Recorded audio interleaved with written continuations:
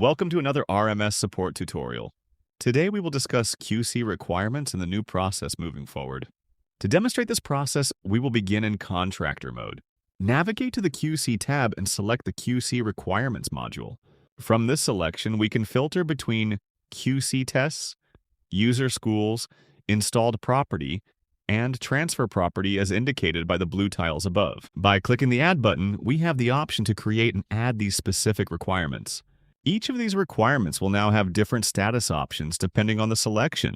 If we add a QC test, we can add a specification section, paragraph number, select a location as well as list a performed by user in the section. It is always best practice to fully complete these entries in their entirety and to include a document package that contains all documentation to submit for government review. For more details on how to create and submit a document package, please see our document package tutorial linked in the description of this video. Please ensure to review your district's policy prior to marking this test as complete. In some cases, document packages containing test results must be submitted for review before any test can be finalized. Once this test is completely filled out and all documentation is added, submit the document package and click the back button. Notice that the results for this test display a not completed status. To change the status of this test, we will need to enter into a QC daily report.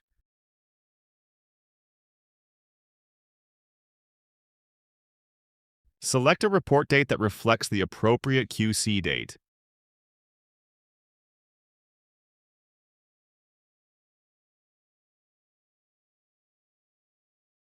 Select the QC requirements module. Here we can change the status of our newly created QC test simply by clicking the drop-down arrow and choosing the correct status. If we select awaiting results or awaiting verification, the QC date will update with the current QC daily report date. Choosing either the completed awaiting results or verification statuses will not show in the QA daily report verify QC requirements submodule. We can demonstrate this by switching over to government mode, selecting the QA daily report module, entering into the same QA report date, and selecting the Verify QC Requirements module. If we head over to the QC Requirements module, we can see our test results show completed awaiting results appropriately. With the exception of the in-review document package, the edit view will be read-only. The government will not be permitted to add an additional document package within the shared document package section. However, the contractor may include an additional document package for submission if supplementary documents are required based on testing results. Please consult your district's policy, as this process may vary. If we select completed past or failed options in contractor mode and enter back into the QA daily report, then verify QC requirement submodule, we can now see our CT test along with the options to either accept or reject this test. Please note that once a QC test is marked as passed or failed, it can no longer be deleted. By selecting either accept or reject options, the QA date will be entered according to the QA daily report date. In the QC requirements module, much like before, the QC test will still be read-only with the exception of the document package and will reflect either accepted or rejected. The acceptance or return of a document package is independent of the QA determination regarding the associated item. Once a document package has been accepted, no additional documents may be added. If a document package is rejected, supplementary documents may be included and the package can be resubmitted.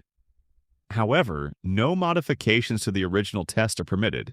In the event that a test is rejected by the government, it will remain locked and cannot be edited. A new test must then be created by either the government or the contractor to conduct the retest. We will now demonstrate creating a user school QC requirement. This process will remain the same for user schools, installed property, and transfer property QC requirements. Click the Add button and select User School and fill out the document entirely. We may also add a document package within the Contractor section. Government users may also submit a separate document package designated exclusively for government use. This provision applies to all quality control requirements, including testing. Once completed, we can click the back button to save. The results upon initial creation will reflect as not completed until the contractor updates the status in the QC daily report. Switching over to contractor mode and entering into a different daily report, we can edit this test further if needed by selecting the test and choosing the edit option, or by double-clicking. We can change or update the document as necessary, as well as add any additional document packages. Please consult your district's policy, as the documentation procedures may differ from those demonstrated in this video. We will now update the status to completed. Once completed, the QC date will display in the appropriate field. In government mode, in the corresponding QA daily report, we can no longer add or delete this requirement, but we can view contractor submitted document packages as well as add, edit, and delete government document packages. We can now either accept or reject this requirement. If we take a look at the QC requirements module, we can see the accepted results as intended. We can also confirm that the requirement cannot be removed or edited further. Before accepting or returning a document package, a comprehensive review of all submitted materials must be completed. If the return option is unavailable, the contractor should be instructed to submit the document package for government review. In cases where documentation is incomplete or does not comply with district policies, the package should be returned and the contractor promptly notified. In summary, these enhancements improve the workflow for processing QC requirements by enabling both contractors and government personnel to share documentation through document packages at any stage of the QC process. Additionally, they prevent unintended deletions and support a seamless, end-to-end experience. If you experience any issues while attempting any of these steps previously demonstrated, please contact the RMS Help Desk by submitting a support ticket or simply by calling the Help Desk phone. Thank you for watching.